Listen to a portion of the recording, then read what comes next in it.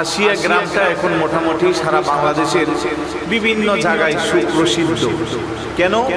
এই মাহফিলের সাথে সম্পৃক্ত হওয়ার কারণে।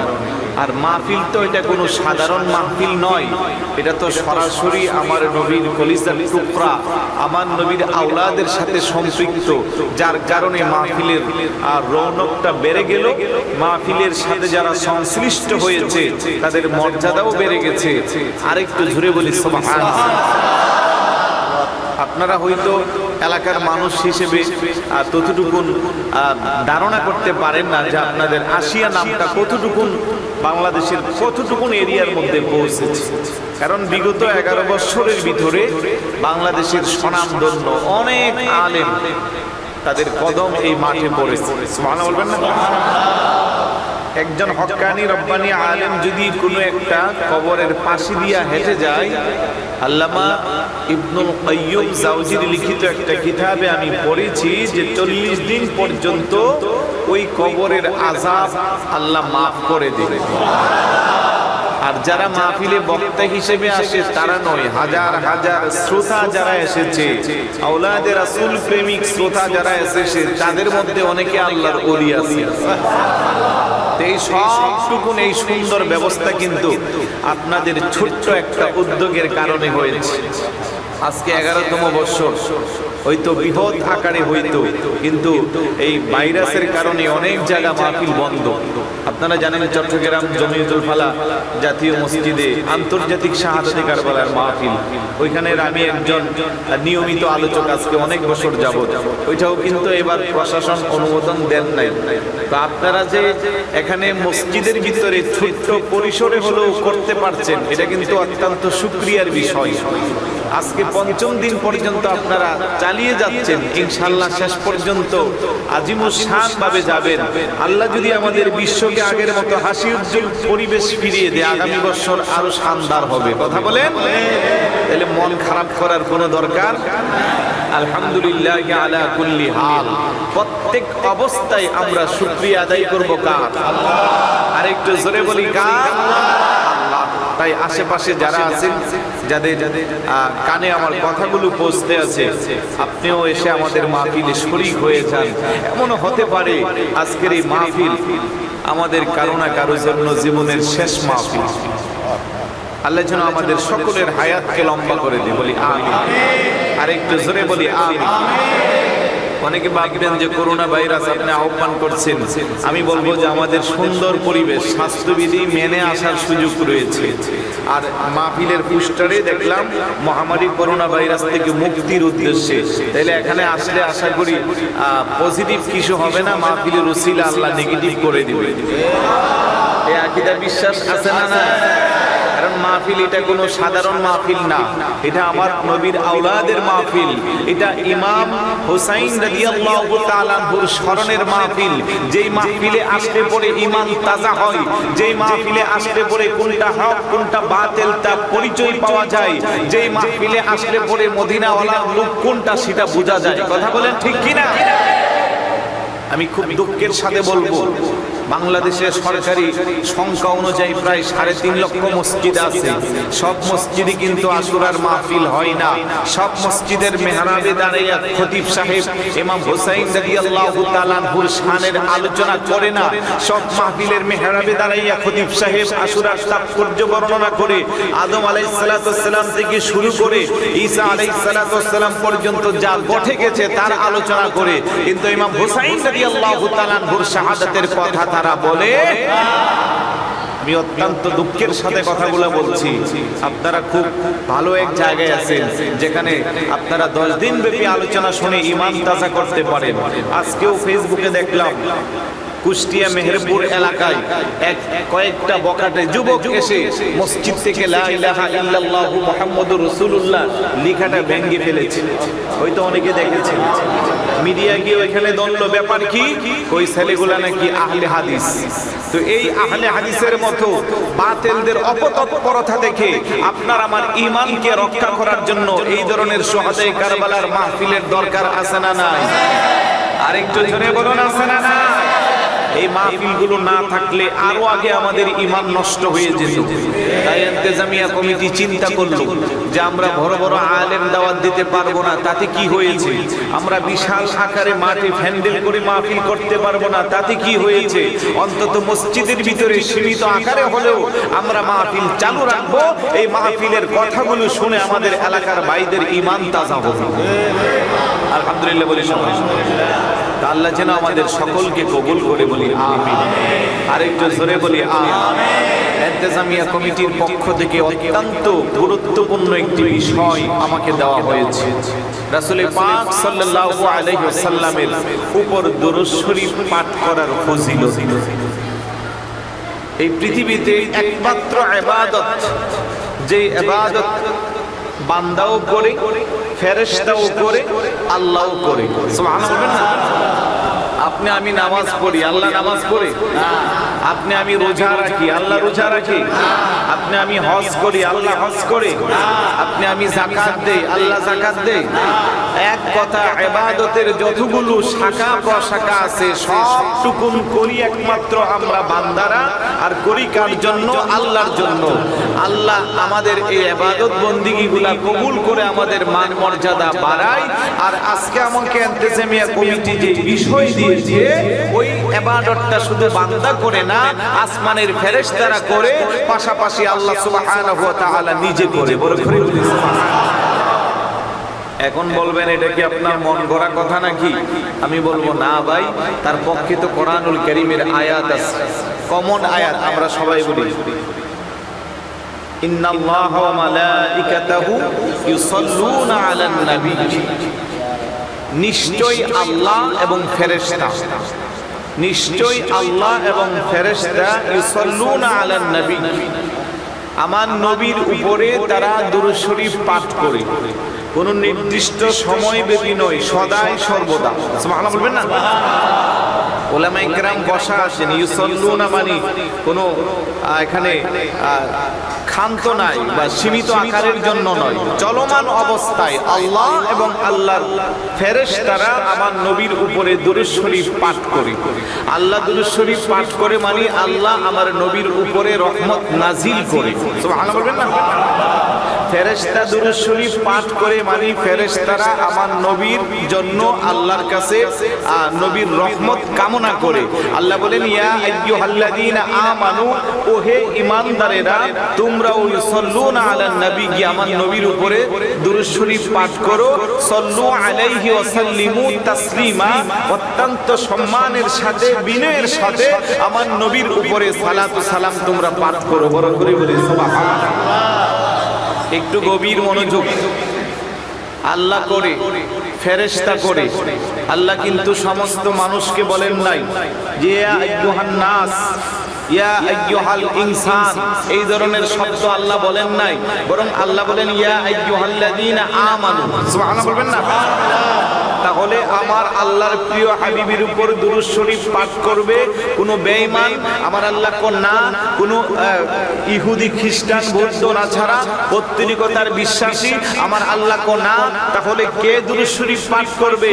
আল্লাহ কো আমার প্রিয় হাবিব যেমন দামি, আমার প্রিয় হাবিবের মর্যাদা যেমন বেশি, আমার হাবিবের উপরে দুরূদ শরীফ পাঠ করবে ঈমানদার যারা, তারা। বড় করে বলি সুবহানাল্লাহ। তাহলে আমরা যে দুরূদ শরীফ পাঠ করি, সুযোগ পাইলে রাসূলকে সালাত ও সালাম দেই, যখনই সুযোগ পাই প্রিয় রাসূলের উপরে দুরূদ শরীফ পাঠ করি, আমরা যে ঈমানদার ডিক্লার দিয়েছে কে? আর একটু জোরে বলুন কে? কিন্তু বড় দুঃখ লাগে, বড় আফসোস লাগে, সেই পেয়ারা রাসূলের উপরে দুরূদ শরীফ যখন আমরা পাঠ করি, আমাদেরকে ব্যঙ্গাত্ম করে আরেক শ্রেণীর আমাদের ভাই আছে, যারাও নামের আগে আল্লামা মাওলানা লাগায়। কথা বলেন ঠিক কিনা? আমরা সুর দিয়া পড়লে পরে তারা আমাদেরকে বিভিন্নভাবে মিথ্যা তুহমত দেয়, তারা আমাদেরকে হেয় প্রতিপন্ন করে। অথচ আমরা মুহাব্বত নিয়ে রাসূলুল্লাহর উপর দুরূদ শরীফ পাঠ করি, তাটাও তাদের সহ্য হয় না। তারা নির্দিষ্ট একটা দুরূদ শরীফের মধ্যে সীমাবদ্ধ রাখতে চায়, তারা আর বেশি দুরূদ শরীফ পড়ে না। আর আমাদের দুরূদ শরীফের কোনো অভাব নাই, কারণ দুরূদ শরীফ নির্দিষ্ট পড়ার কথা কোনো হাদিসেও নাই, কোরআনেও নাই। বরং আল্লাহ বলছে সাল্লু আলাইহি ওয়া সাল্লিমু সাল্লিমু তাসলিমা, যেই দুরূদ শরীফ তোমার মনে চা তুমি সেই দুরূদ শরীফ পাঠ করো। এই জন্য আমরা মাঝে মধ্যে করি সালাতুন ইয়া রাসূলুল্লাহ আলাইকুম, মাঝে মধ্যে আমরা বলি আসসালাতু ওয়াসসালামু আলাইকা ইয়া রাসূলুল্লাহ, আবার আমরা দাঁড়ায়া নবীকে সালাম দিয়ে নবী সালামু আলাইকা বলি সুবহানাল্লাহ। কিন্তু আজকে এগুলার বিরোধিতা করে বাংলাদেশে এমন টুপিওয়ালা দাড়িওয়ালা আছে না নাই? আরেকটু জোরে বলুন, আছে না নাই? দুরূদ শরীফ এমন একটা ইবাদত, আল্লাহ সুবহানাহু ওয়া তাআলা হাবিবের উপর দুরূদ শরীফ পাঠ করবেন আপনি, পাঠ করব আমি, মর্যাদা আল্লাহ এত বেশি বাড়াইবে। আমার রাসূল কো মান সাল্লা আলাইয়া মাররাতান ওয়াহিদাতান, যে ব্যক্তি আমার উপরে মাত্র একবার দুরূদ শরীফ পাঠ করবে, সাল্লাল্লাহু আলাইহি আশারা মাররাতান, আমার আল্লাহ সুবহানাহু ওয়া তাআলা তার উপরে 10 বার রহমত নাজিল করবে। সাল্লাল্লাহু আলাইহি আশারা সালাওয়াতিন, তার উপরে 10টা আল্লাহর রহমত নাজিল হবে। তারপরে আপনার আমার আমলনামা থেকে 10টা গুনাহ মাফ হয়ে যাবে এবং 10টা মর্যাদা বৃদ্ধি পাবে। সুবহানাল্লাহ। এমন একটা ইবাদত বন্দিগি যখন আমরা আনুষ্ঠানিকতার সাথে করি, আমাদেরকে ফতোয়া দেয় ওইভাবে। আমি তো আশ্চর্য হয়ে গেলাম, কিছু ভাইরা ব্যঙ্গাত্মক করে করে আমাদের দুরূদ শরীফকে তারা জনসম্মুখে আমাদেরকে ব্যঙ্গাত্মক করে। তো সুন্নিরা এইভাবে দুরূদ শরীফ পাঠ করে, নাউজুবিল্লাহ বলবেন না?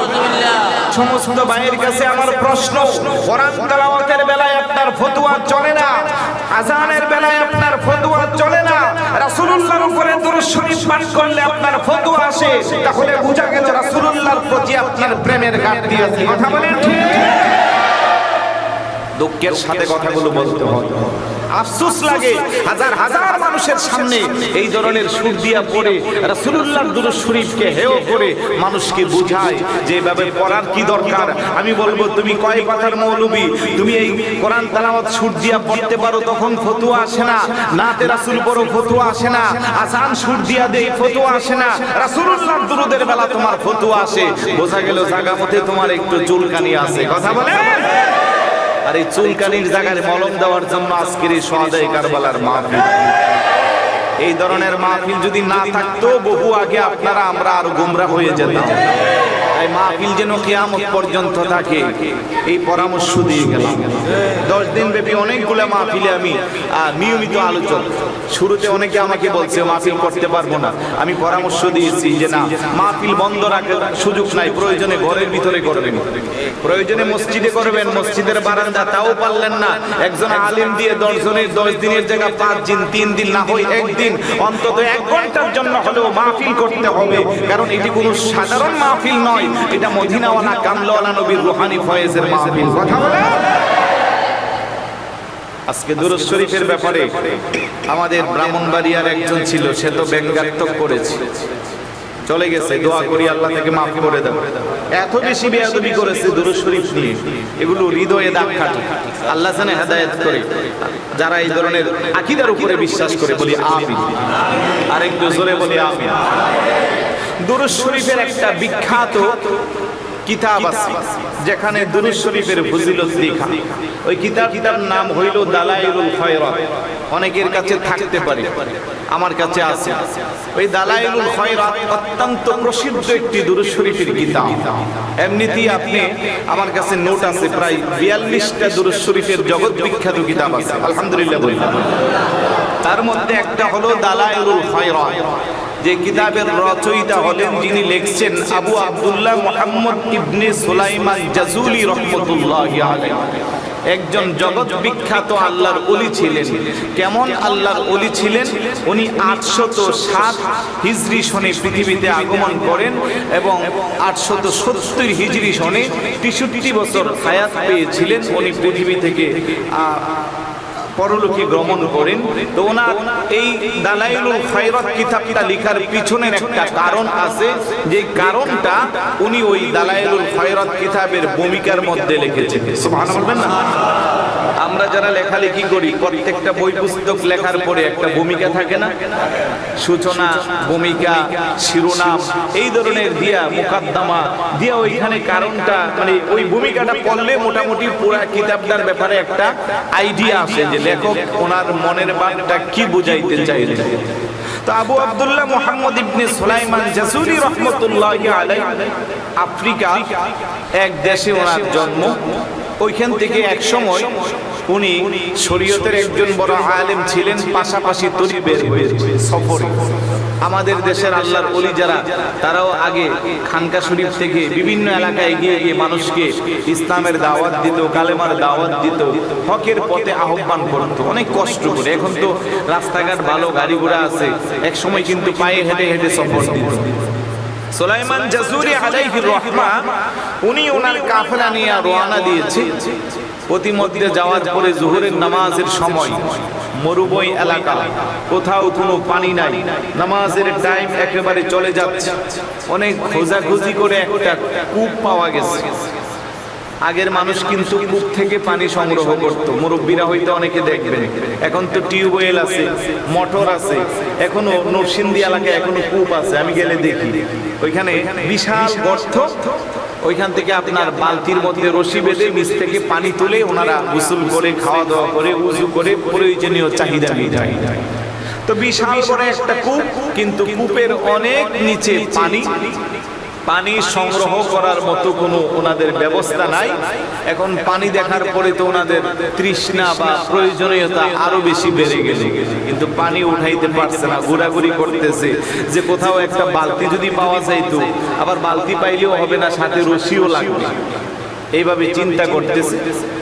হঠাৎ করে 7-8 বছরের একটা মেয়ে বাচ্চা দৌড়ে আসছে, এসে বলে, বুজুর্গ ব্যক্তি, আপনার বুঝি পানির খুব প্রয়োজন? বলে হ্যাঁ। তো আমি কি পানির ব্যবস্থা করে দিব? সুবহানাল্লাহ বলবেন না? উপস্থিত বক্তমণির যারা সবাই স্ট্রেঞ্জ, আশ্চর্য হয়ে চাইছে যে তুমি কিভাবে পানির ব্যবস্থা করবা। তো চিন্তা করবেন না, মেয়ে বাচ্চাটা আস্তে আস্তে কূপের কাছে যাইয়া কি যেন তার জবান দিয়ে তেলাওয়াত করে কূপের মধ্যে একটু থুতু নিক্ষেপ করছে। সঙ্গে সঙ্গে কূপের পানি যা গভীর নিচে ছিল একেবারে উতরাইয়া মুখ পর্যন্ত চলে আসছে। আল্লাহর ওলি সুলাইমান জাসুরি রহমাতুল্লাহি আলাইহি বড় আশ্চর্য হয়ে গেল। সুলাইমান জাসুরি রহমাতুল্লাহি আলাইহি চিন্তায় পড়ে গেল, আমি এই যুগের একজন বড় শরীয়তের আলেম, অনেক আমল আমার জীবনে আছে, মানুষগুলো আমাকে আল্লাহর ওলি জেনে আমার পাশে তারা সফর দিয়েছে। আজকের এই সংকটাপন্ন সময়ে পানি নাই, পানির জন্য তারা ওযু করতে পারলো না, তৃষ্ণা নিবারণ করতে পারলো না। শত চেষ্টা করে আমি বালতি পাইলাম না, রশি পাইলাম না। ছোট একটা বাচ্চা কত সুন্দর করে পানির ব্যবস্থা করে দিল, রহস্যটা বুঝলাম না। ওই ছোট নাবালিকা বাচ্চাটা একটা দৌড় দিয়ে তার বাংলা ঘরে চলে গেল। আল্লাহর ওলি সুলাইমান জাসুরি রাহমাতুল্লাহি আলাইহি ভক্ত মুরিদদেরকে নিয়ে নামাজের কাজটা সমাপ্ত করে আর দেরি নয়, একটা দৌড় দিয়া বাংলা ঘরের সামনে যাইয়া দাঁড়ায়া গেছে। বড় করে বলে সুবহানাল্লাহ। ডাক দিয়া বলে, লক্ষ্মী সোনা জাদুময়ী নামে আমার, যে আল্লাহ তোমাকে আমাকে সৃষ্টি করেছে, ওই আল্লাহর দোহাই দিলাম, সত্য করে বলো এমন কি আমল তোমার কাছে আছে যে আমলের কারণে তুমি কূপের গভীর নিচ থেকে পানি আমার সামনে এনে দিলা? মেয়েটা বলে, হুজুর আমরা পাহাড়ি মানুষ, এই মরুভূমি এলাকায় বসবাস করি, তেমন কোনো আমার আমল নাই, আমি ছোট্ট মানুষ, এখনো আমার উপরে নামাজও ভালো করে ফরজ হয় নাই, আমার কাছে তেমন কোনো আমল নাই, আমি তেমন কিছু করি না। সুলাইমান জাসুরি রহমাতুল্লাহি আলাইহি বলে, কি শোনা মেয়ে আমার, আল্লাহ দোহাই দিলাম, সাথে সাথে সমস্ত নবী রাসূলদের দোহাই দিলাম, এমন কি যেই নবীর উম্মত আল্লাহ আমাকে বানাইলো, তোমাকে বানাইলো, যেই নবীর সুপারিশ অন্যান্য নবীরা পর্যন্ত কামনা করবে, যেই নবীর একটু নেক নজর পাইলে পৃথিবীর সবার দামটা বেড়ে যাবে, ওই নবীর উম্মত হিসেবে তোমার কাছে নবীর দোহাই দিয়ে বললাম, সত্য কথাটা আমাকে যদি না বলো আমি তোমার কাছ থেকে কিন্তু যাইব না। করে করে মেয়েটা ডাকতে বলে, হুজুর আমি যখন ছোট্ট ছিলাম একটু একটু করে কথা বলার যখন আমার সমর্থন হইল, আমরা পাহাড়ের মধ্যে মেষচারণ করি, গরু গাধা চালাই, আমার মা বড় আশিকে রাসূল ছিলেন, আমার মা আমাকে সবক দিল, মা এই পাহাড়ি এলাকায় আমরা বসবাস করব, কারো সাথে কখনো ঝগড়া ফাসাদ করবে না, গালমন্দ করবে না, মিস্ত্রি ভাষায় কথা বলবে না, যখন এই সময় পাইবা দুজাহানের বাদশা নবী কামলাওয়ালা নবীর উপরে মুহাব্বত নিয়ে দুরূদ শরীফ পাঠ করবা। তাকবীর,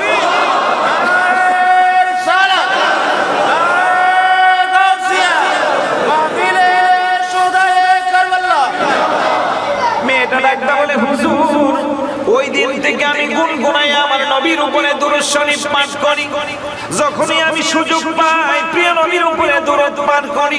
আর দুরূদ শরীফ পাঠ করার কারণে আমার আল্লাহ আমার জবানটাকে এত দামি বানাইয়া দিয়েছে। দুরূদ শরীফের উসিলা দিয়া, দুরূদ শরীফের দোহাই দিয়া যখন আল্লাহর কাছে যখন আমি যা চাই, চাইতে দেরি হো আমার আল্লাহ দিতে দেরি হয় না। সুলাইমান জাজুলি রহমাতুল্লাহি আলাইহি চোখের পানি ছেড়ে কান্না করে ডাকতা কো কি শোনাবে জাদু মইনা, ওই দুরূদ শরীফটাকে তুমি আমাকে শিখাইবা। কো শিখাইতাম না, তবে আপনি যেহেতু রাসূলুল্লাহর দোহাই দিলেন এখন তো আপনাকে শিখাইতে হবে। সুবহানাল্লাহ। দুরূদ শরীফটা আমাদের অনেক হুজুররা পারে। আল্লাহুম্মা সাল্লি আলা সাইয়্যিদিনা মুহাম্মদ ওয়া আলা আলি সাইয়্যিদিনা মাওলানা মুহাম্মদ সালাতান দাইমাতান মাকবুলাতান তুআদ্দি বিহা আন্না হাক্কাহুল আযীম। বড় করে বলে সুবহানাল্লাহ। এই দুরূদ শরীফটা মেয়েটা পাঠ করত। সুলাইমান জাজুলি একজন জগৎ বিখ্যাত আল্লাহর ওলি। উনি দেখলো যে এত আমল করি, এত রিয়াজত করি, এত সাধনা করি, কিন্তু রাসূলুল্লাহর একটা ছোট্ট দুরূদ শরীফের আমলের কাছে আমার সব আমল তো এখন হের মেনে গেল, আর মেনে গেল। কারণ আমি তো পারলাম না কূপের গভীর নিচ থেকে পানি সংগ্রহ করতে। এই মেয়েটা দুরূদ শরীফ পাঠ করার কারণে তার জবান এত দামি হইল। আমার আল্লাহ তো তার জবানকে দামি করে আমাদেরকে এই কঠিন মুহূর্তে পানির ব্যবস্থা করে দিল। বড় করে বলেন সুবহানাল্লাহ।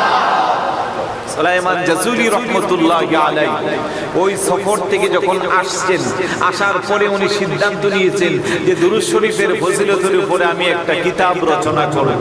সুবহানাল্লাহ বলবেন। আর এই কিতাবের নাম দিয়েছেন দালাইলুল খায়রাত। ওই কিতাবের ভূমিকার মধ্যে লেখক নিজে ঘটনাটা উল্লেখ করেছেন যে আমি এই কারণে এই বইটা রচনা করছি। এখন আপনাদের খেদমতে আরজ যে আল্লাহ সুবহানাহু ওয়া তাআলা 7 বছরের একটা পাহাড়ি ছোট্ট নাবালিকা মেয়েকে দুরূদ শরীফ পাঠ করার কারণে তার জবানকে এত দামি বানাইয়া দিয়েছে, সে আল্লাহ আছে না নাই? আছে। আরেকটু জোরে বলুন আছে। আওয়াজে বোঝা যায় দক্ষিণ এশিয়া নাই। আছে। একটু আওয়াজ দিয়ে বলুন না আছে না নাই? আছে। আমরা যদি মহব্বত নিয়ে নবীর উপরে দুরূদ শরীফ পাঠ করি, আমাদের জবানকে আল্লাহ দামি বানাইতে পারে কি পারে না? কারণ সুলাইমান জাজুলি রহমাতুল্লাহি আলাইহি জীবনীতে দেখা যায় 807 হিজরি থেকে 870 হিজরি পর্যন্ত উনি হায়াত পেয়েছেন। তাহলে রাসূলুল্লাহর 800 বছর পরে যদি ছোট্ট নাবালিকা মেয়ে দুরূদ শরীফ পাঠ করে তার জবানকে এত দামি বানাইতে পারে, আমরাও যদি 1000 বছর পরে চট্টগ্রামের এই পটিয়া আশিয়ার জমিনে বসে মহব্বত নিয়ে প্রিয় নবীর উপর দুরূদ শরীফ পাঠ করি, আমার আল্লাহ ওই ছোট্ট নাবালিকা মেয়ে বাচ্চার মতো আপনার আমার জবানকে দামি করে দিতে পারে কি পারে না? এই আকীদা বিশ্বাস সবার আছে তো? আরেকটু জোরে বলুন আছে। কে কি বললো তাতে আমাদের কোনো আসে যায় না। আমরা দুরূদ শরীফ পাঠ করে যে মজা পাই হয়তো তারা পায় না, এই কারণে তারা পড়ে না। না হয় নাম দে শানের সালাত মাহফিল, লাল দিঘির পারে মাহফিল করে 10 ঘন্টা 5 মিনিটও দুরূদ শরীফ পড়ে না। তো এটা কিভাবে শানের সালাত হইল? যেই নবীর শান আপনি বর্ণনা করার জন্য মাহফিল সাজাইলেন, ওই নবীর উপরে দুরূদ শরীফ পাঠ করতে যদি আপনার আপত্তি হয়, আপনি কিসের আশিকে রাসূল, আপনি কিসের শানে সালাত মাহফিল? এটা তো বুঝে আসে না। কথা বলেন।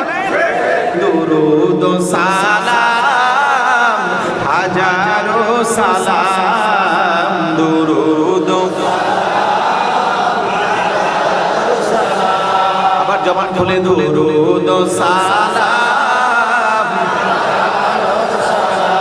হৃদয় বচনে যাই, হৃদয় বচনে যাই মোরা যে গোলাম, দুরূদ ও সালাম। সবাই জবান খুলে দুরূদ ও সালাম। মেরা যে অদম পাপী বিনয় কাতরে ডাকি, বলেন না ইয়া রাসূলুল্লাহ। আরেকটু জবান খুলে বলি ইয়া রাসূলুল্লাহ। মেরা যে অদম পাপী বিনয় কাতরে ডাকি, মরণ কালে পাইব যেন, মরণ কালে হাবিবি দু জাহান, দুরূদ ও সালাম। সবাই জবান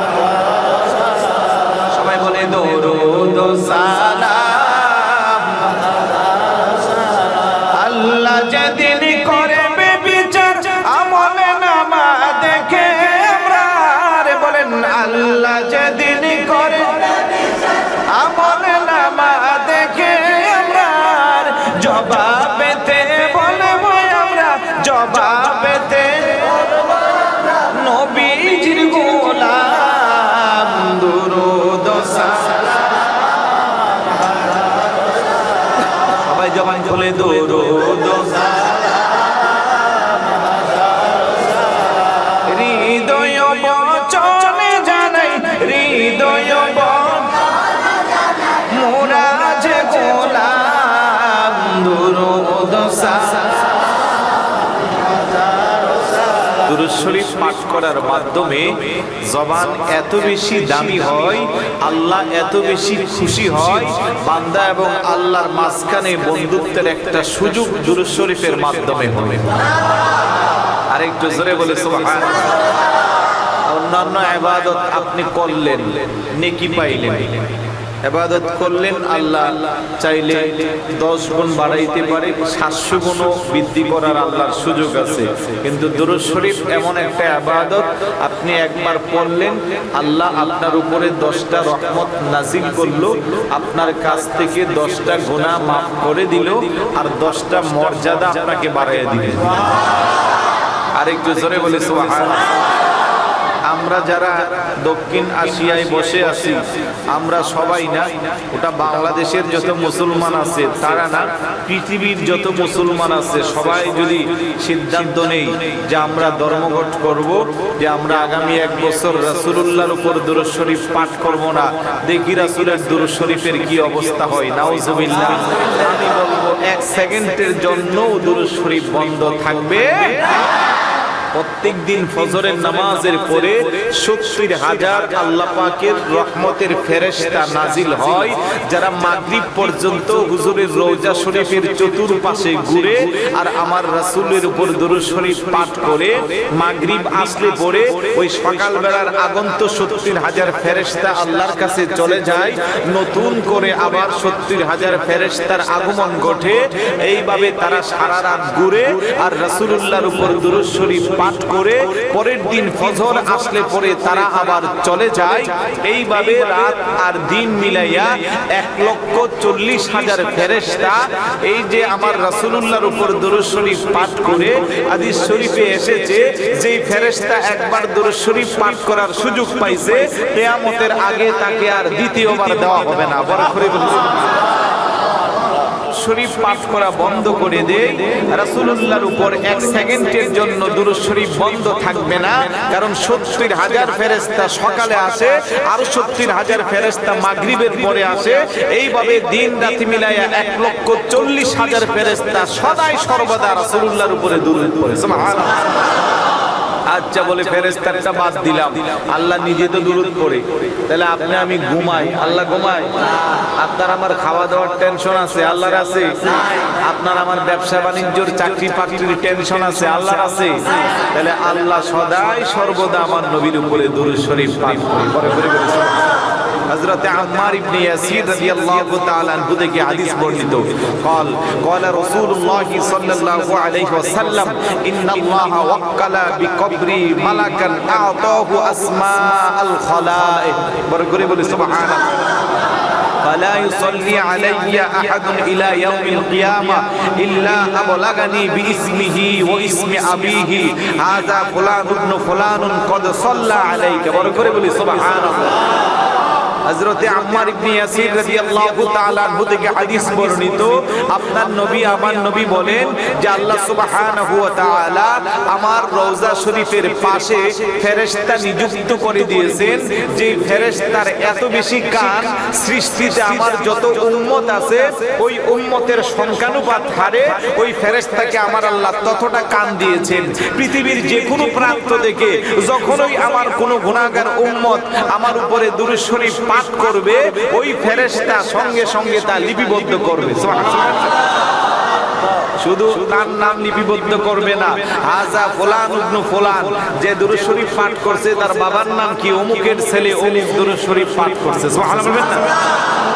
তাইলে আমরা কেমন নবীর উম্মত, কত বেশি আমাদের মর্যাদা। আব্দুল্লাহ ইবনে ওমর রাদিয়াল্লাহু তাআলা আনহু বর্ণনা করেন, হাসরের ময়দান যখন কায়েম হয়ে যাবে, মিজানের পাল্লার সামনে নেকি বদির ওজন দেওয়া হবে, কিয়ামতের সময় এক একজন মানুষ কত বেশি পেরেশান। সবাই যার যার আমল নিয়ে যখন মৃত, সন্তুষ্ট, চিন্তাগ্রস্ত, ঠিক তখন আদম আলাইহিস সালাতু ওয়াসসালাম সবুজ রঙের একটা পোশাক পরে একটা আজিমুস শান অবস্থানে উনি বসে বসে দেখবে ওনার কোন আদম সন্তানের কি অবস্থা হচ্ছে, কে জান্নাতে যাচ্ছে কে জাহান্নামে যাচ্ছে। এইভাবে আদম আলাইহিস সালাতু ওয়াসসালাম বসে বসে দেখবে। ঠিক ওই সময়ে দেখবে কঠিন আকৃতির ফেরেশতা একজন আপনার নবী আমার নবীর উম্মতকে টেনে টেনে জাহান্নামের দিকে নিয়ে যাচ্ছে। সুবহানাল্লাহ বলবেন না? আদম আলাইহিস সালাতু ওয়াসসালাম যখন দেখবে একজন আল্লাহর বান্দাকে টেনে টেনে জাহান্নামের দিকে নিয়ে যাওয়া হচ্ছে, উনি জিজ্ঞাসা করবে এটা কোন নবীর উম্মত? ফেরেশতারা জবাব দেবে এটা আখিরি জামানার নবীর উম্মত। আদম নবী বড় আশ্চর্য হয়ে যাবে, আজকে বুঝে জাহান্নামে সূচনাটা আখিরি জামানার নবীর উম্মত দিয়া করবে। আমার নবীকে ডাক দিবে ইয়া মুহাম্মদ সাল্লাল্লাহু আলাইহি ওয়াসাল্লাম, ইয়া মুহাম্মদ। এইভাবে যখন ডাক দিবে বিশাল বড় কিয়ামতের ময়দান থেকে আমার নবী জবাব দিবে লাব্বাইকা ইয়া আবাল বাশার, লাব্বাইকা ইয়া আবাল বাশার। ও হে মানব জাতির আদি পিতা, ও হে মানব জাতির পিতা, কেন আমাকে আপনি ডাকছেন? আমার নবী আদম আলাইহিস সালাতু ওয়াসসালামের সামনে হাজির হয়ে যাবে। আদম নবী ডাকতে বলবে ইয়া মুহাম্মদ, এই যে তাকাইয়া দেখেন আপনার একজন গুনাহগার উম্মত জাহান্নামের ফেরেশতারা জাহান্নামের দিকে নিয়ে যাচ্ছে। আমার নবী ডাকতে বলবে ফেরেশতারা তোমরা কারা, কোথায় থেকে এসেছো? ফেরেশতারা বলবে বেয়াদবি মাফ করবেন, আজকের দিনে আমরা বড় কঠোর, আজকের দিনে আমরা আল্লাহর কথা ছাড়া অন্য কারো কথা শুনবো না, আপনার প্রশ্নের জবাব আমরা দিতে পারবো না। ফেরেশতারা কঠিন হয়ে যখন সামনের দিকে অগ্রসর হয়, আমার নবী আপনার নবী এত বেশি চিন্তায় পড়ে যা বাম হাতের আঙ্গুল মুবারক গুলো দাড়ি মুবারকের ভিতরে দিয়া খিলাল করে আর চিৎকার করে কান্না করে, আল্লাহ এই বুঝি আপনার সাথে আমার কথা ছিল? আল্লাহ আপনারা বলছেন আমাকে আপনি বেয়াজ্জতি করবেন না, আপনারা বলছেন আপনি আমার সম্মানকে বাড়িয়ে দিবেন, আজকে বুঝি আপনার হাবিবের গুনাহগার উম্মত দিয়া জাহান্নামের সূচনা শুরু হইবে, তাতে বুঝি আপনার মর্যাদা বাড়বে। আল্লাহু আকবার বলেন। চোখের পানিগুলো ছেড়ে দাড়ি মুবারক বাম হাতের আঙ্গুল মুবারক দ্বারা হিলাল করে আর ডাক ডাকো, আল্লাহ এটা কেমন আমার সাথে আপনার বিচার? আমার উম্মতের নেকির পাল্লা হালকা হয়েছে, সেই জন্য কঠোর আকৃতির ফেরেশতারা জাহান্নামে নিয়ে যাচ্ছে। আমি ডাক দিলাম, আমার কথার জবাব দেয় না, তারা বলে আজকে নাকি আপনার হুকুম ছাড়া তারা কথা বলবে না। ও আমার আল্লাহ, এই লক্ষ লক্ষ কোটি কোটি নবীদের উম্মতের মাঝে আপনার বন্ধু নবীর উম্মতের মাধ্যমে যদি জাহান্নামের সূচনা হয়, তাতে কি আপনার হাবিবের মর্যাদা বাড়বে? আল্লাহু আকবার বলেন। আমার আল্লাহ ঠিক থাকতে পারে না। আমার আল্লাহ ডাকো ফেরেশতারা, আতিউ মুহাম্মাদান, আতিউ মুহাম্মাদান, তোমরা আরেকটা কদম সামনে অগ্রসর হয়ো না, আমার বন্ধু নবীর কদমে যাইয়া তোমরা হাজিরা দাও, আমার বন্ধু নবী যা বলে তা শুনো। একটু আগে যেই ফেরেশতা আমার নবীর কথা শুনে না, একটু আগে যেই ফেরেশতার শরীর বড় গরম ছিল, ওই ফেরেশতা আস্তে করে নত যেন হইয়া রাসূলুল্লাহর কদমে হাজিরা হয়ে বলে, ইয়া রাসূলুল্লাহ, ইয়া হাবিবাল্লাহ, আল্লাহর পক্ষ থেকে হুকুম এসেছে, আমরা আপনার কি খেদমত করতে পারি? আমার নবী আমার উম্মতকে কেন জাহান্নামে নিয়ে যাচ্ছ? কই ইয়া রাসূলুল্লাহ, একটু আগে আমলের পাল্লায় তারা আমলগুলো তোলা হয়েছে, মিজানের পাল্লায় আমলগুলো হালকা ছিল, নেকির পাল্লা হালকা ছিল, বদির পাল্লা ভারী ছিল, এই কারণে আমরা হিসাব অনুযায়ী তাকে জাহান্নামে নিয়ে যাচ্ছি। আমার নবী কো না না না, আমার সামনে আবার নতুন করে তার মাপ দিতে হবে।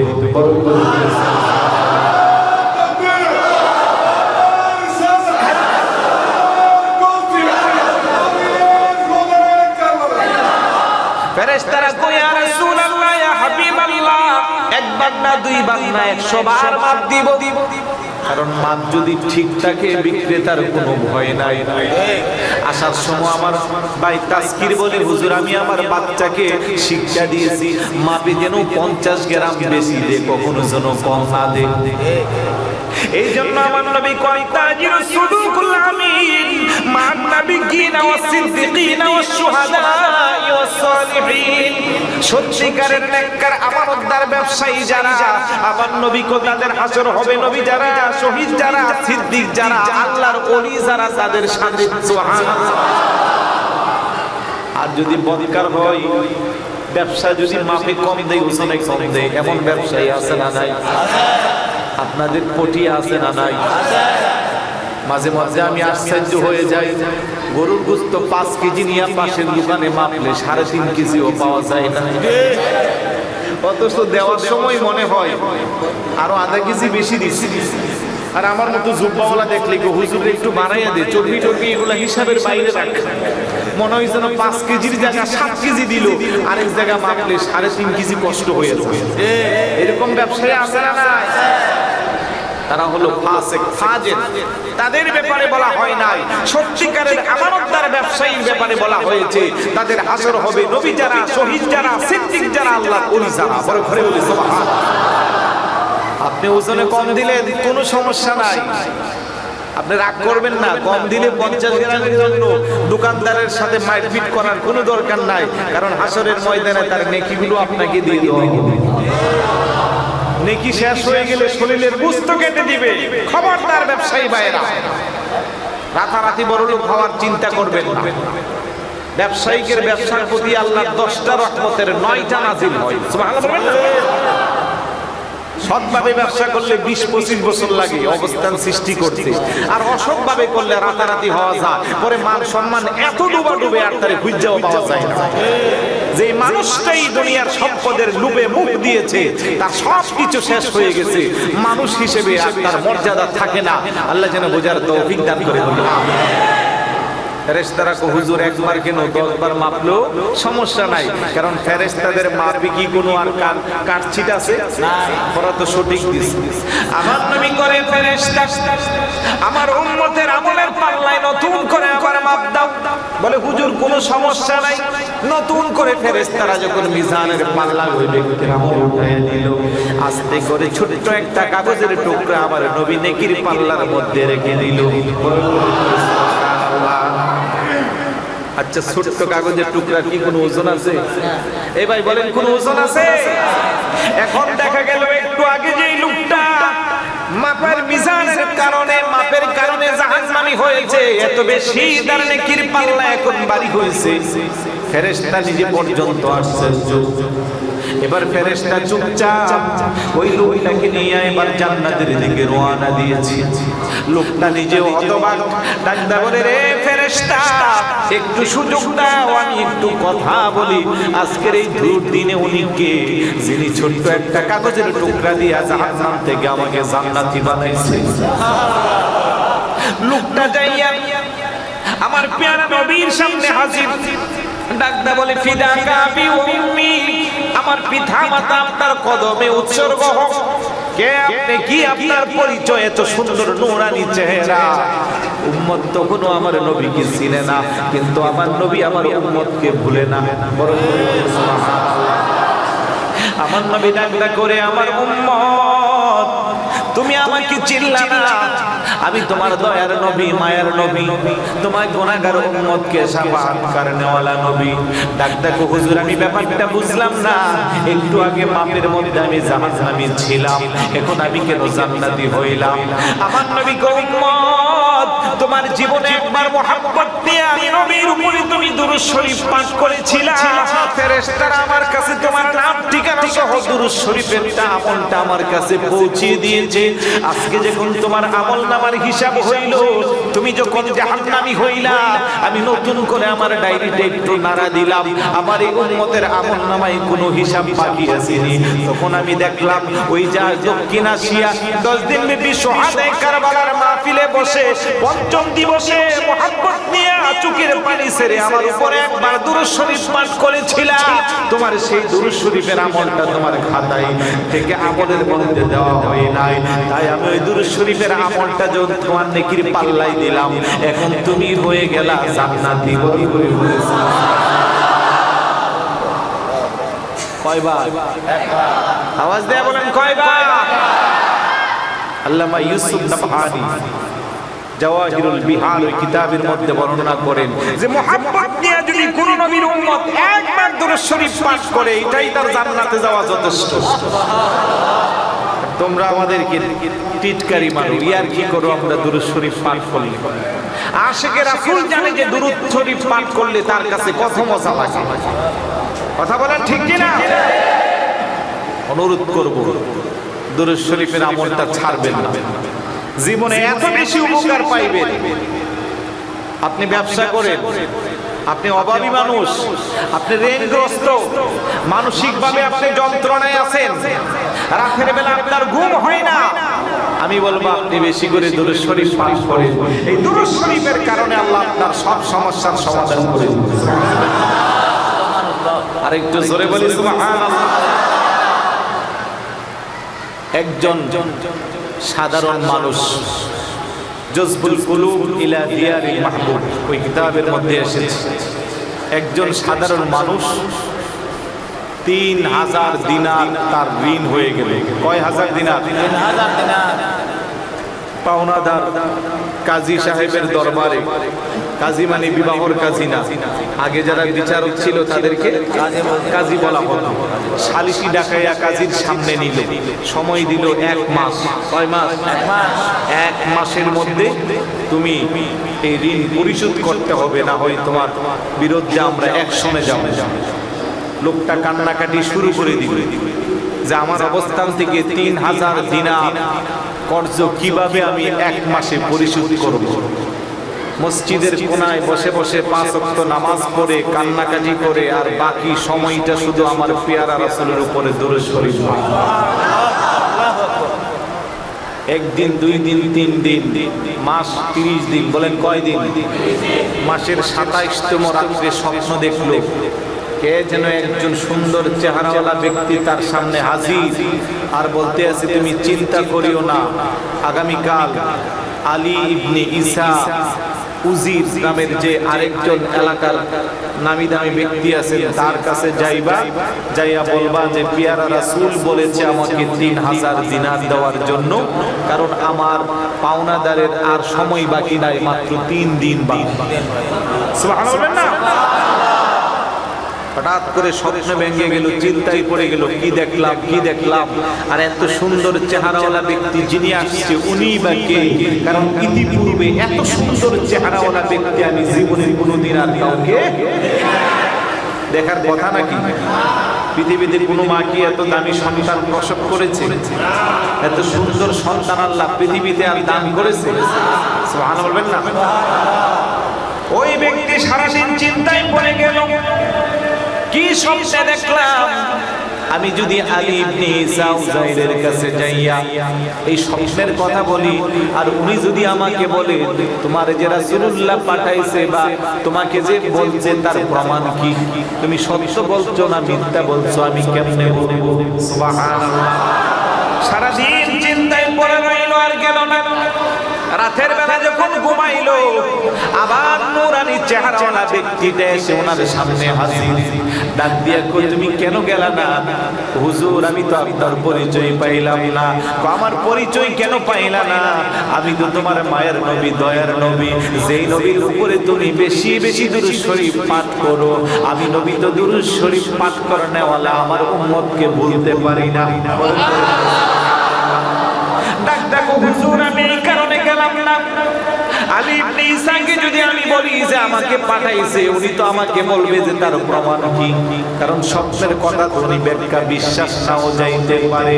আমার নবী শিখায়া দে তোমাকে যদি প্রমাণ চাই তুমি বলবা ভাই আপনি যে প্রত্যেকদিন ফজরের নামাজের পরে 5000 বার দুরূদ শরীফ পাঠ না করে আপনারা নামাজের মুসল্লা থেকে উঠেন নাই, আপনার রাষ্ট্রীয় কাজে আপনি দপ্তরে বসেন নাই, এই যে দৈনিক আপনি 5000 বার করে দুরূদ শরীফ পাঠ করেন, এটা তো একমাত্র আপনি জানেন আর আপনার মাওলা জানে আর আপনার প্রিয় নবী জানে, এই তিনজনের বাইরে তো কেউ জানে না। বলে তাইলে আমি জানি কেমনে? বড় করে ওই পাওনাদার ব্যক্তি যখন যাইয়া বলল, হুজুর আমাকে 3000 দিনার দেন। বলে তুমি কে? আমি রাসূলুল্লাহর একজন উম্মত। বলে কে পাঠাইছে? রাসূল পাঠাইছে। আমি কেমনে বলবো? কেন? আপনি যে প্রত্যেকদিন 5000 বার দুরূদ শরীফ পাঠ করেন, এটা তো 3 জন ছাড়া কেউ জানে না। আমি জানি কেমনে? বলে তুমি কেমনে জানো? আমার দয়াল নবী, মায়ের নবী আমাকে জানাইছে, এই কারণে আপনার কাছে আমারে পাঠাইছে। ওই আলী ইবনে ঈসা উযাইদ আর দেরি করল না, এত বেশি খুশি হইল, 3000 দিনার ওনাকে দান করলো কর্জ পরিশোধ করার জন্য। আরো 3000 দিনার ওনাকে দিয়েছে পরিবারের জন্য খরচ করার জন্য। আরো 3000 ওনাকে দিয়েছে ব্যবসা করার জন্য। আর ওসিয়ত করে দিয়েছে, জীবনে যতদিন বেঁচে থাকবা, কষ্ট করলে যদি আমার কাছে না আসো, কাল কিয়ামতের ময়দানে তোমাকে আল্লাহর আদালতে ছাড়বো না। টাকা দরকার কয় হাজার? 3000। এখন পাইলো কয় হাজার? 9000। কর্জ দেওয়ার জন্য 3, পরিবারের জন্য 3, ব্যবসা পরিচালনা করার জন্য 3। 9000 টাকা নিয়ে উনি আসলো। নির্দিষ্ট সময়ে যখন কাজীর সামনে হাজির, কাজী আশ্চর্য হয়ে গেল, উপস্থিত লোকেরা আশ্চর্য। ভাত খাইতে ভাত পাই না, নুন আনতে পান্তা বোড়াই, কি করে 3000 টাকা সে সংগ্রহ করে নিয়ে আসলো? পাওনাদার ব্যক্তিও হাজির, কিন্তু আমি বেশি বেশি করে মদিনাওয়ালা কামলাওয়ালা নবীর উপর দুরূদ শরীফ পাঠ করি, যার কারণে মদিনাওয়ালা কামলাওয়ালা নবী আমাকে স্বপ্ন দেখাইছে আমি আলী ইবনে ঈসার কাছে যাই। উনি আমাকে শুধু 3000 না, উনি আমাকে মোট 9000 টাকা দিয়েছে। কাজী খুশি হইয়া কো, যেই ব্যক্তির কর্জ পরিশোধ করার জন্য মদিনাওয়ালা কামলাওয়ালা নবী ব্যবস্থা করে দেই, ওই কর্জ তোমাকে দিতে হবে না, উনি পকেট থেকে বের করেছে, আমি তোমার কর্জ দিব। আরে একটু জোরে বলে সুবহানাল্লাহ। পাওনাদার ব্যক্তি গো, আমি তো আর মানুষের কাছে কম টাকা পাওনা না, আপনি কেন দিবেন? যেই ব্যক্তির কর্জ দেওয়ার জন্য মদিনাওয়ালা কামলাওয়ালা নবী সাহায্য করে, আমি তার কর্জকে মাফ করে দিলাম। বড় করে বলে সুবহানাল্লাহ। কাজী কো, আমি যেই টাকা পকেট থেকে বের করলাম, ওই টাকা আর আমি পকেটে নিব না, সেটা আমি তোমাকে দান করলাম। বড় করে বলে সুবহানাল্লাহ। কর্জ ছিল 3000, কর্জ 3000 পরিশোধ হয়ে এখন পকেটে হইল কয় হাজার? 12000। বলেন কয় হাজার? নবীর দুরূদ শরীফ পাঠ করলে কর্জ মুক্ত হয়ে যায়। ছাত্র ভাইদের উদ্দেশ্যে বলবো, বহু মাদ্রাসার ছাত্র ভাইয়েরা এখানে আছো, জীবনে যদি ভালো অবস্থানে নিতে চাও, বেশি বেশি করে আমার নবীর উপরে দুরূদ শরীফ পাঠ করো।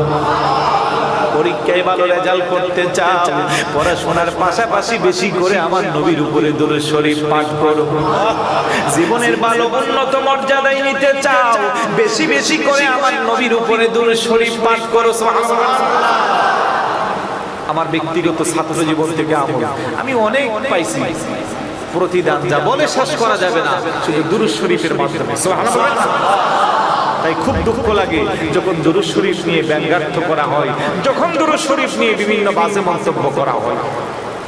এই জন্য আমরা বেশি বেশি দুরূদ শরীফ পাঠ করব মদিনাওয়ালা কামলাওয়ালা নবীর উপর। আমি বলবো, ফরজ নামাজের পরে, ফরজ ইবাদতের পরে আপনি হাঁটতে চলতে উঠা বসা সর্ব অবস্থায় কিছু নির্দিষ্ট স্থান ব্যতীত, জায়গা ব্যতীত, সময় ব্যতীত আপনি সব সময় যেই দুরূদ শরীফ পাঠ করতে পারেন, আপনার জবানটা দামি হয়ে যাবে, আপনার মর্যাদা বেড়ে যাবে।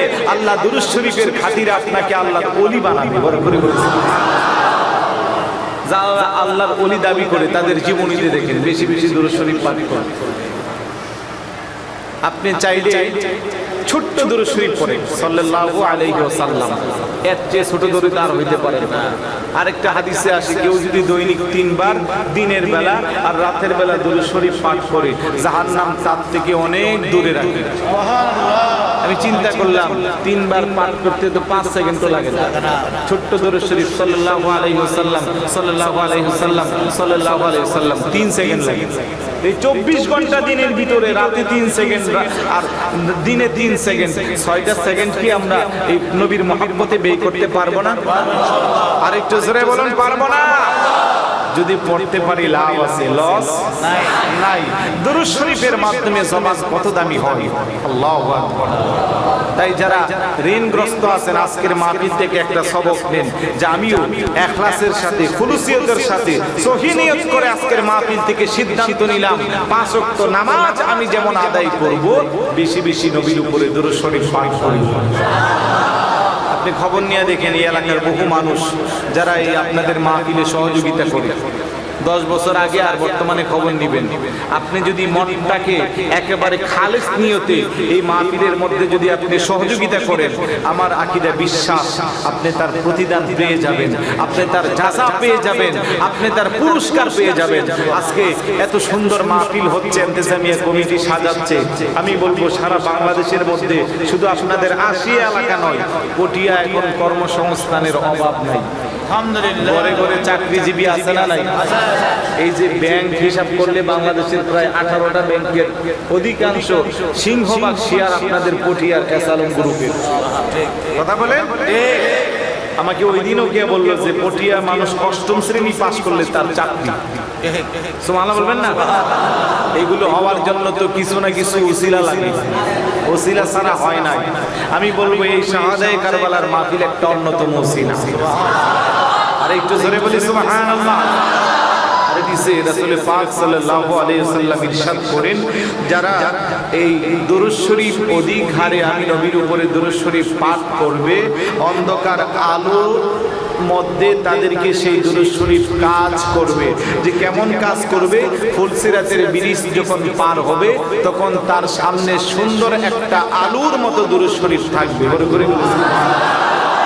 এই হাদিসের আলোকে এমন ভাবে আরেকটা হাদিস এসেছে, আল্লাহ সুবহানাহু ওয়া তাআলা অসংখ্য অগণিত ফেরেশতার মধ্যে প্রসিদ্ধ ফেরেশতা কয়জন?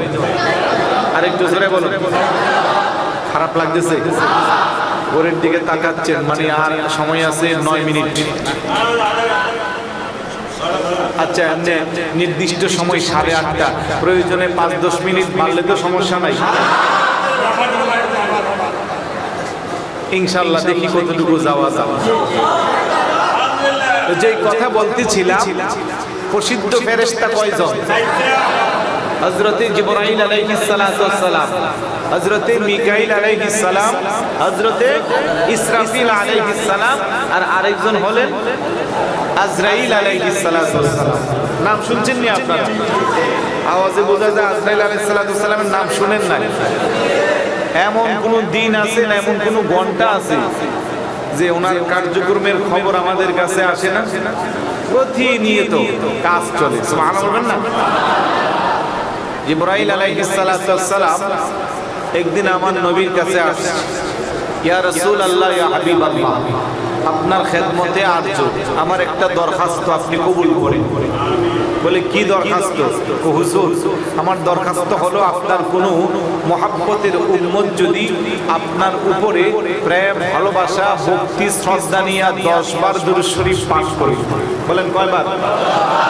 10 বার যদি দুরূদ শরীফ পাঠ করে, আমি জিবরাইল আপনার সাথে ওয়াদা দিলাম, কাল কিয়ামতের ময়দানে আপনার গুনাহগার উম্মতের আমলের যখন হিসাব দেওয়া হবে, আমি মিজানের পাল্লার পাশে থাকব, আর আপনার ওই উম্মতের নেকির পাল্লাটাকে ভারী করে দিব।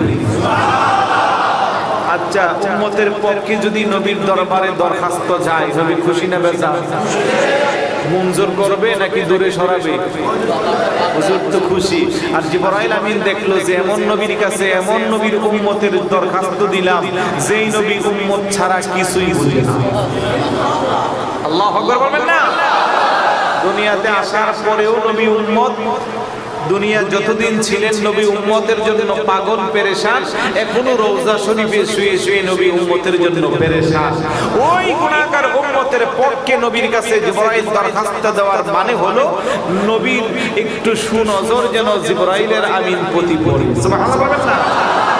সাইয়্যিদুল মালায়েকা ফেরেশতাদের সর্দার জিবরাইল আলাইহিস সালাতু ওয়াস সালাম বলল, ইয়া রাসূলুল্লাহ, ইয়া হাবিবাল্লাহ, আপনার কোন গুনাহগার উম্মত যদি 10 বার মুহাব্বত নিয়ে আপনার উপরে দুরূদ শরীফ পাঠ করে, আমি জিবরাইল আপনার সাথে ওয়াদা দিলাম তার নেকির পাল্লা, মিজানের পাল্লার কাছে আমি তার নেকির পাল্লা ভারী করতে সাহায্য করব।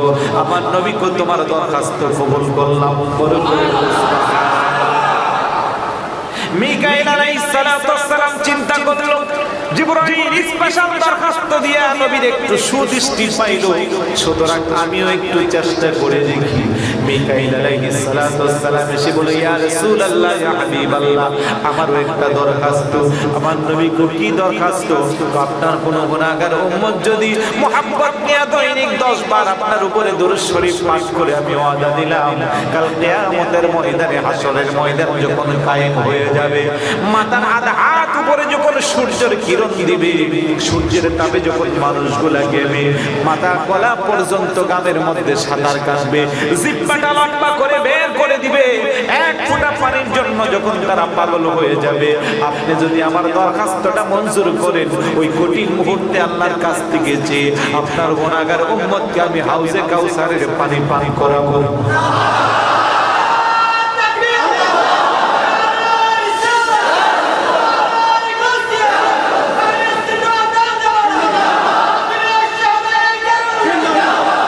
ইসরাফিল আলাইহিস সালাতু ওয়াস সালাম চিন্তা করলো, জিবরাইল আমিনও একটা সুযোগ কাজে লাগাইলো, মিকাইল আলাইহিস সালাতু ওয়াস সালাম কাজে লাগাইলো।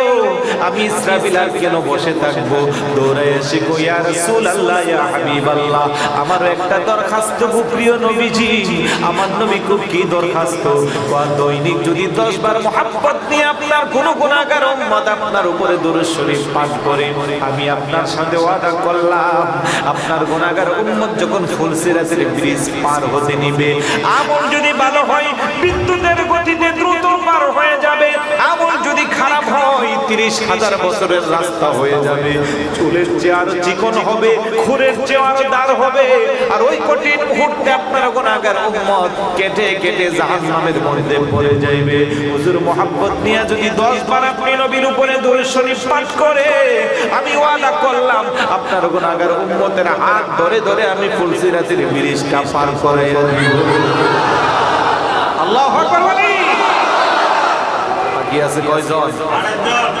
আরেকজন, নাম কি? আজরাইল আলাইহিস সালাতু ওয়াস সালাম, যার সাথে আমাদেরকেও একদিন সাক্ষাৎ করতে হবে। আমরা একজন ওনার সাক্ষাৎ ছাড়া থাকতে পারবো? আজরাইল আলাইহিস সালাতু ওয়াস সালাম চিন্তা করলো, তিনজন সম্মানিত ফেরেশতা তিনটা সুযোগ কাজে লাগাইলো, আমি আমারটা একটু কাজে লাগাই। এসে বলে, ইয়া রাসূলুল্লাহ, ইয়া হাবিবাল্লাহ, জিবরাইল, মিকাইল, ইসরাফিল যেমন করে দরখাস্ত দিল আপনি মঞ্জুর করলেন, আমি আজরাইলের একটা দরখাস্ত আমার নবী কো কি? হুজুর, তাদের ধারাবাহিকতায় আমার দরখাস্ত, মুহাব্বত নিয়ে যদি আপনার কোনো গুনাহগার উম্মত আপনার উপরে দৈনিক 10 বার দুরূদ শরীফ পাঠ করে, আমি আজরাইল আলাইহিস সালাতু ওয়াস সালাম তার জান থেকে তার প্রাণটাকে এমন ভাবে নিব যেন সে বলতেও পারবে না, বুঝতেও পারবে না। একটা ময়দার বস্তা থেকে চুলকে টান দিয়া বের করলে ময়দার বস্তা যেমন করে বলতে পারে না তার ভিতর থেকে কি বের হয়, আর চুলও বলতে পারে না কোথায় থেকে তাকে বের করা হয়, ঠিক একই ভাবে আমি আজরাইল আলাইহিস সালাতু ওয়াস সালাম আপনার গুনাহগার উম্মতের রূহটাকে আলাদা বের করবে, সে একটু টেরও পাইবে না, আর বের করতে দেরি হবে, তাকে আল্লাহ পাক জান্নাতি দিবে। বলে বলে বলে আর একটু জোরে বলি সুবহানাল্লাহ। চারটা সম্মানিত ফেরেশতার চারটা দরখাস্ত আমাদের পক্ষে না বিপক্ষে? আর একটু জোরে বলি, পক্ষে না বিপক্ষে? আমলটা বেশি কঠিন না সহজ? তার চেয়ে সহজ আর কোনো আমল হইতে পারে না। দৈনিক কয়বার? একটু আগেও পরিসংখ্যান দিয়েছিলাম যে ছোট্ট দুরূদ শরীফ পড়লে 1 সেকেন্ড 10 সেকেন্ড। আরে তো ছোট্টটা কেন পড়বেন? আপনি যা পারেন তা পড়েন না, মিলাইয়া 10 মিনিট 5 মিনিট সময়ও লাগবে না। আজ থেকে আমল করার চেষ্টা করবেন। মুহাব্বত নিয়ে যদি দৈনিক 10 বার করে দুরূদ শরীফ পাঠ করতে পারি, দেখেন তো প্রত্যেকটা স্টেশন কত সহজ হয়ে যাবে, জানটা বের হবে, টেরও পাইব না। আর বেঈমান ছাড়া তাদের মরণ যে কত কষ্ট। আমার নবীকে উম্মত বেঈমান ছাড়া তাদের মরণ কেমন হবে? আমার নবীকে একটা জীবন্ত বকরিকে পাগুলা উপরে ঝুলাইয়া মাথাটা নিচের দিকে লটকাইয়া তার চামড়াকে যদি টেনে টেনে ছেঁড়া হয় আর যদি লবণ ছিটকাইয়া দেওয়া হয়, যত না কষ্ট তার চেয়ে আরো বেশি কষ্ট। ঈমানদারের মরণটা এত বেশি সহজ। ময়দার বস্তা থেকে চুল বের করলে যেমন কারো সাথে কারো যোগাযোগ নাই, বলতেও পারে না, একজন ঈমানদার ঠিক এইভাবে তার মরণ হবে। এই যে বাড়ি বলেন, গাড়ি বলেন, রাজপ্রাসাদ বলেন, নামি গাড়ি বলেন, কোটি কোটি টাকার ব্যাংক ব্যালেন্স বলেন, কোনো কিছু সাথে যাবে? আর একটু জোরে বলুন, যাবে? যার যার নেক আমল। কিসের জন্য আমরা এত পাগল করা? কিসের এত দশকৃতি? আজকে আসি, আগামীকাল এই সময় থাকবো কিনা তার তো কোনো গ্যারান্টি। আপনাদের আওয়াজে বোঝা যায় আপনারা সহজে মরবেন না, আরো 100 বছর বাঁচবেন। দোয়া করি আল্লাহ যেন আমাদের সবাইকে আরো 100 বছর বাঁচায়। আর একটু ধরে বলে আমিন। 100 বছর দূরের কথা, 1 সেকেন্ডেরও।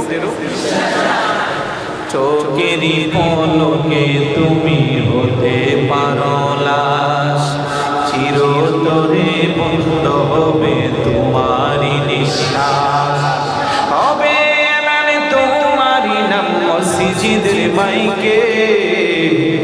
বাড়িওয়ালা নাই রে বাড়ি, নাই রে দুনিয়াতে, বাড়িওয়ালা নাই রে বাড়ি। তোমার বয়ে থাকতো মানুষ ছিল বাহাদুরি, বাবনি হাওয়ায় ওরা তুমি যে রঙিন ঘুরি, ঠিক না? তোমার বয়ে থাকতো মানুষ ছিল বাহাদুরি, বাবনি হাওয়ায় ওরা তুমি যে রঙিন ঘুরি। শুধুই ডাক দিলে মালিক, শুধুই ডাক দিলে মালিক পারবে না থাকিতে। বাড়িওয়ালা নাই রে বাড়ি, নাই রে দুনিয়াতে, বাড়িওয়ালা নাই রে বাড়ি। চোখেরই পলকে তুমি হতে পারো লাশ, চিরতরে বন্ধ হবে তোমারই নিঃশ্বাস, হবে না তোমারই নাম মসজিদের মাইকে। বাড়িওয়ালা নাই রে বাড়ি, বাড়িওয়ালা নাই রে বাড়ি। আমার ভাইরা বাবারা, একটু গভীর। মসজিদের মাইকে যখন আপনার এলান দেওয়া হয়, আপনার কোনো ধরনের আর ক্ষমতা থাকে না, পাওয়ার থাকে না। কোটি টাকার বাড়ি গাড়ি পড়ে থাকবে, কোটি টাকার ব্যাংক ব্যালেন্স থাকবে, যশ খেতে সব বাড়িতে থাকবে, কিছুই সঙ্গে যাইবে না। যত নামি দামি আপনি হোক না কেন, যত দামি আপনি ব্যক্তি হন না কেন, কেউ বলবে না যে চট্টগ্রামের টেরি বাজার থেকে আমাদের এলাকার স্বনামধন্য ব্যক্তির জন্য জাপানি টরে কাপড়টা নিয়ে আসো তার কাপড়ের জন্য, যার প্রতি গজের দাম 12 থেকে 2000 টাকা। কথা বলেন ঠিক কিনা? জাপানি টরে কাপড়ের গজ 1200, 1500, 2000। কেউ কিন্তু দামি কাপড়টা দিবে না। বরং এশিয়া, দক্ষিণ এশিয়ার বাজার থেকে সবচেয়ে কম দামি কাপড় যার গজ হলো 40 থেকে 50 টাকা। ওই মার্কিন সাদা কম কাপড়টা আপনার আমার গায়ে দিয়ে আপনাকে আমাকে কবরে দেওয়া হবে। ব্যাংকের একটা চেক দিবে না, কোটি টাকা সঙ্গে দিবে না, মহিলা হইলে পরে তাকে স্বর্ণ অলংকার কিছুই দিবে না। তাহলে সঙ্গে যাইবে কি? ও সঙ্গে যাইবে যার যার নেক আমল। করে বলে সুবহানাল্লাহ। খোদার কসম রে বাবা, যারা অক্লান্ত পরিশ্রম করে 10 দিন ব্যাপী সোহাদায়ে কারবালার মাহফিল সাজাইলেন, সময় ব্যয় করলেন, টাকা পয়সা দিলেন, মুহাব্বতের কান লাগাইয়া আলোচনা শুনলেন, এই মাহফিল কিন্তু আপনার সাথে আমার সাথে বেঈমানি করবে না। এই মাহফিলের সহযোগিতা বৃথা যাইবে না। এই মাহফিলের সম্পর্ক সরাসরি আমার মদিনাওয়ালা কামলাওয়ালা নবীর সাথে। যেই নবী উম্মতের কাছে টাকা চাই না, পয়সা চাই না, যেই নবী উম্মতের কাছে দম দৌলত চাই না। আমার নবী কি চাই? আমার আল্লাহ কোরআনে কয়, হাবিব আমার, দোস্ত আমার, এত কষ্ট করে আপনি দুনিয়াতে কালেমার দাওয়াত দিলেন, কালেমার দাওয়াত দিতে যাই আপনি রক্তের সন্না দিয়া বন্যা বাসাইলেন। উহুদের ময়দানে আপনার দন্দান মুবারক শহীদ হইল, তাইফের ময়দানে রক্তের বন্যা ভেসে গেল। এত কষ্ট করে করলেন, নামাজের সিজদায় যাওয়ার পরে আপনার উপরে মরা উটের হাড়িগুলি উঠাইয়া দিল। এই সব কিছুর বিনিময়ে আপনি কিছুই চান না, আপনি আপনার উম্মতের কাছে চান। কি চাইবো? আমার আল্লাহ শিক্ষা দিয়েছে, হাবিব আপনি বলেন, কুল লা আসআলুকুম আলাইহি আজরা ইল্লাল মাওয়াদ্দাতা ফিল কুরবা। চিৎকার করে বলুন সুবহানাল্লাহ। আরেকটু জোরে বলুন সুবহানাল্লাহ। এত কষ্ট করলাম, বিনিময়ে কিছুই চাই না। ও আমার আল্লাহ, উম্মতের কাছে কি চাইবো? আমার আল্লাহ কলা আসআলুকুম আলাইহি আজরা ইল্লাল মাওয়াদ্দাতা ফিল কুরবা। আপনি একমাত্র আপনার আহলে বাইতের মহব্বত আর ভালোবাসা চান। বড় করে বলে সুবহানাল্লাহ। সেই আহলে বাইতের স্মরণের আজকের মাহফিল, খুশি না বেজার? আর একটু জোরে বলুন, খুশি না বেজার? এই মাহফিলে আমার ইমাম হুসাইনের স্মরণ হয়, ইমাম হুসাইন রাদিয়াল্লাহু তাআলা আনহুর জিকির হয়। আমার নবী কমান আহাব্বাল হাসান ওয়াল হুসাইনা ফাকাদ আহাব্বানি। যারা ইমাম হাসান আর হুসাইনকে ভালোবাসবে তারা যেন আমি নবীকে ভালোবাসলো। ওমান আহাব্বাহুমা ফাকাদ আহাব্বাল্লাহ। আর যারা এই দুইজন আমি নবীকে ভালোবাসলো তারা যেন আল্লাহকে ভালোবাসলো। ওমান আহাব্বাল্লাহ আদখালাহুল জান্নাহ। আর আল্লাহকে যারা ভালোবাসবে তাদের ঠিকানা হইবে জান্নাত। চিৎকার করে বলে সুবহানাল্লাহ। কিন্তু আজকে বহু ইমাম সাহেব, খতিব সাহেব, আলোচক, সম্মানিত মুফাসসির, মুহাদ্দিস, মুফতি আছে যারা টেলিভিশনের পর্দায় বসে, মসজিদের মেহরাবে বসে মানুষকে গোমরা বানাচ্ছে যে কারবালা তো আশুরার মর্যাদা তো অন্য কারণে বেশি, এটা তো ইমাম হুসাইন রাদিয়াল্লাহু তাআলা আনহুর সাথে সম্পর্ক নাই। নাউজুবিল্লাহ বলবেন না? এরকম বলে গোমরা বানায় কি বানায় না? তারা বর্ণনা দেয় আদম আলাইহিস সালাতু ওয়াস সালামের মুনাজাত কবুল হয়েছে আশুরার দিন। তারা বর্ণনা দেয় আল্লাহ সুবহানাহু ওয়া তাআলা আসমান জমিন সৃষ্টি করেছে আশুরার দিন। তারা বর্ণনা দেয় আল্লাহ সুবহানাহু ওয়া তাআলা নূহ আলাইহিস সালাতু ওয়াস সালামের কিশতিকে যদি পাহাড়ে ভিড়ে আর ওই দিন ওনার কওমকে ধ্বংস করে দিয়েছে। তারা বর্ণনা দেয় হযরত ইদ্রিস আলাইহিস সালাতু ওয়াস সালামকে আল্লাহ আসমানে উঠাইছে। তারা বর্ণনা দেয় ইউনূস আলাইহিস সালাতু ওয়াস সালামকে আল্লাহ মাছের পেট থেকে রক্ষা করেছে। তারা বর্ণনা দেয় ইউসুফ আলাইহিস সালাতু ওয়াস সালামকে আল্লাহ পাক ওনার আব্বার কাছে ফিরিয়ে দিয়েছে। তারা বর্ণনা দেয় হযরত আইয়ুব আলাইহিস সালাতু ওয়াস সালামের রূপ থেকে আল্লাহ পাক মুক্তি দিয়েছে আশুরার দিনে। তারা বর্ণনা দেয় হযরত ঈসা আলাইহিস সালাতু ওয়াস সালামকে আল্লাহ পাক উপরে নিয়েছে আশুরার দিনে। তারা বর্ণনা দেয় আল্লাহ পাক রহমতের ফেরেশতা নাজিল করেছে আশুরার দিনে। তারা বর্ণনা দেয় সর্বপ্রথম রহমতের বৃষ্টি আল্লাহ পাক দিয়েছে আশুরার দিনে। এইভাবে তারা অনেক বর্ণনা দেয়, কিন্তু হযরতে ইমাম হুসাইন রাদিয়াল্লাহু তাআলা আনহুর শাহাদাতের বর্ণনা তাদের কাছে আসে না। আমরা বলবো ভাই, আমরা তো ওই বর্ণনাগুলোকে অস্বীকার করি না, আমরা তো সেই বর্ণনাকে মানি। তবে মাথায় রাখতে হবে তারকাগুলো রাতের বেলা সুন্দর দেখা যায়, দিনের বেলাও তারকা আকাশে থাকে, তারা কিন্তু অন্য কোথাও যায় না। বলে হুজুর দিনের বেলা দেখি না কেন? দিনের বেলা তারকার চেয়ে আরো দামি সূর্য যখন উদিত হয়, সূর্যের আলোর কাছে তারকাগুলা মিটিমিটি করে নিভে যায়, তাই তারকারাজিকে আর দেখা যায় না। সূর্য যখন আবার অস্ত হয়ে যায়, রাতের বেলা তারকাগুলোর সৌন্দর্য বৃদ্ধি পায়। আদম আলাইহিস সালাতু ওয়াস সালাম থেকে শুরু করে ইমাম হুসাইন রাদিয়াল্লাহু তাআলা আনহুর শাহাদাতের পূর্ববর্তী যতগুলো ঘটনা সবগুলা হইল আকাশের তারকারাজির মতো। আর ইমাম হুসাইন রাদিয়াল্লাহু তাআলা আনহুর শাহাদাতের বর্ণনা হলো আকাশের সূর্যের মতো। সূর্য আসার পরে যেমন তারকারা তেমন দেখা যায় না, ইমাম হুসাইন রাদিয়াল্লাহু তাআলা আনহুর ঘটনার পরে তার চেয়ে সবচেয়ে বেশি মর্যাদা সেটাই হওয়া উচিত। কথা বলেন ঠিক কি না? আমরা তো অস্বীকার করি না ভাই, বর্ণনা আছে, মর্যাদা আছে, কিন্তু এই বর্ণনার কাছে এই বর্ণনার তেমন আর মূল্য ততটা নাই যতটা এই বর্ণনার আছে। তাই আমরা বেশি বেশি ইমাম হুসাইন রাদিয়াল্লাহু তাআলা নূর জিকির করি। আলহামদুলিল্লাহ বলবেন না?